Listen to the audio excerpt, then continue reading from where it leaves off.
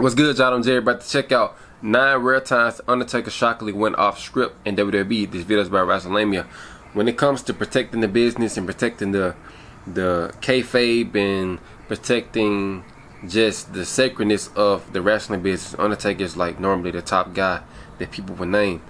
And for him to go off script 9 rare times is incredible, because there's somebody who always protected the business, protected the integrity of his characters. He never, back then, he would never do interviews at all. And just to see him now currently be open doing interviews and telling his story and stuff like that, and kind of showing his real life side of the business is incredible. So we're about to see 9 rare times Undertaker shockingly went off script. Let's go. The Undertaker is one of, if not the single most respected talent in WWE history. Throughout his 3-decade-long career, the Dead Man managed to remain professional, and he's always put WWE first. One of the things that Vince McMahon liked about the Dead Man was that he would always follow his direction, no matter what McMahon wanted him to do. Whether that be put over Maven or even lose to Brock Lesnar at WrestleMania 30, Taker was willing to do it. However, on rare occasions, The Undertaker decided to deviate off script and do his own thing. Join us now as WrestleMania looks at 9 times The Undertaker shockingly went off script what's going in on? WWE. Let me see.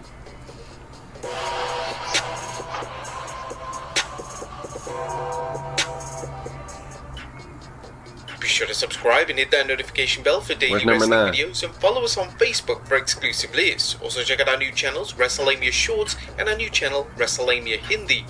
Number 9, breaking character at a house show. The Undertaker's I remember that. He was getting ready to try to get tagged in. He was pouring water on his head, running back and forth. When he came to how he it was crazy. I remember that. The Dead Man persona. However, in 2009, he decided to rip up the scripted characterization of his persona. That's a house show, though, so anything goes in a house show.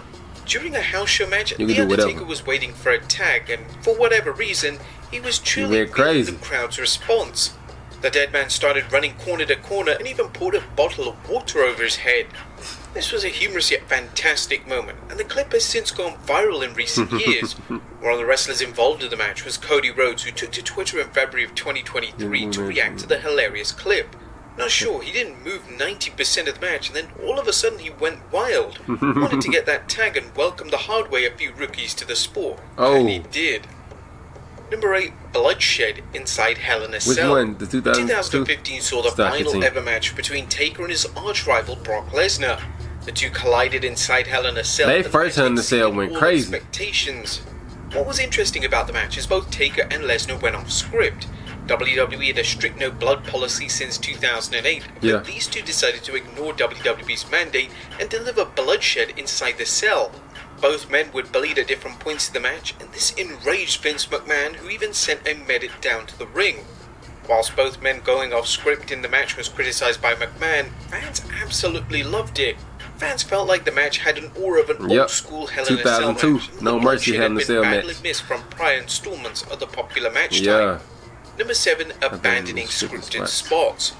The main event of WrestleMania 33 saw The Undertaker take on Roman Reigns. This was initially going to be The Undertaker's final ever WWE I thought he was going to retire after that. The match was supposed to see the Dead Man put over Reigns.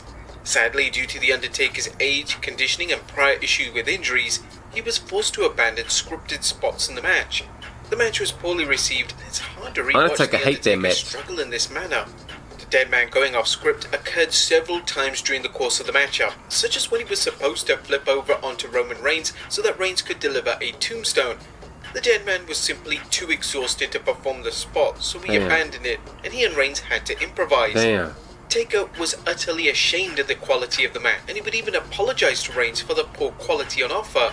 Thankfully, before his retirement in 2020, The Undertaker would be able to have a number of high-profile matches which highlighted the old Undertaker, and he'd be able to ride off into the sunset with his head held high.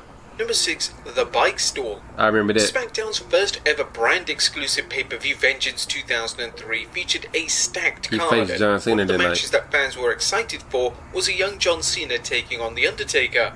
Unfortunately, before the match had even begun, Taker was forced to improvise and go off script. During this time, The Undertaker would come down to the ring on a motorcycle. However, his bike stalled during his entrance, and this led to Taker going off script and simply walking down the ring. This wasn't a big deal in hindsight, but the motorcycle was a key part of his persona and presentation at the time, so being forced to go off script and change his iconic entrance was no doubt a major inconvenience for the WWE Hall of Famer.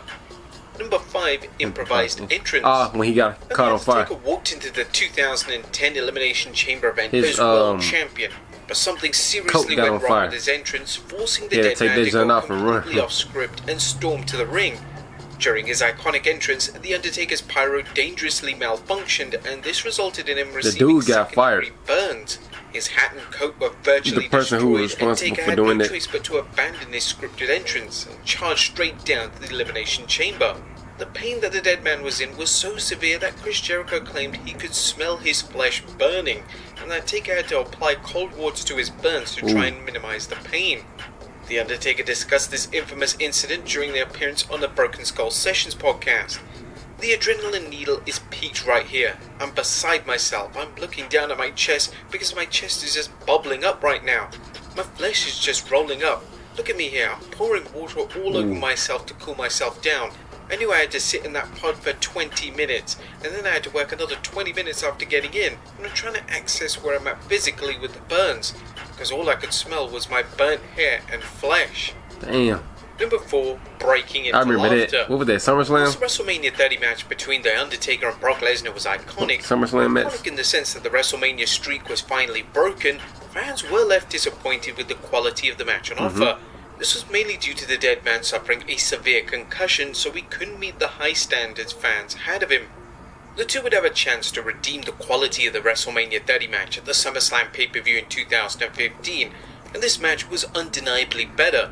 The match was highly entertaining, and the dead man even let loose and decided to add an element of comedy into the match.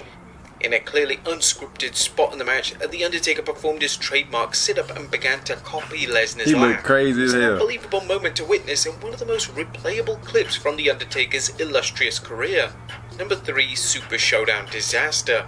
For the longest time, The Undertaker vs. Goldberg seemed like a certified dream match in WWE. However, when the match both them guys were past their prime. 2019 at the Super Showdown event, it went down as one of the worst matches of the modern era.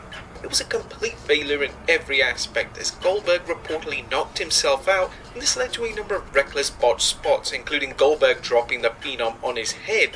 The Undertaker, who notoriously prided himself on delivering elite-level matches, decided enough was enough towards the final stages of the match.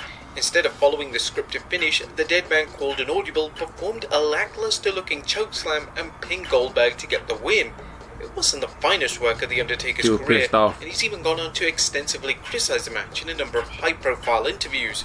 Number 2, giving The Rock the win.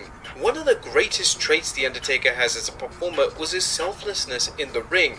This was on full display in 1998 when The Undertaker decided to call an audible, go off script, and put over The Rock during a match on Raw. The match in question saw The Rock team with Mankind and Ken Shamrock to take on the Brothers of Destruction.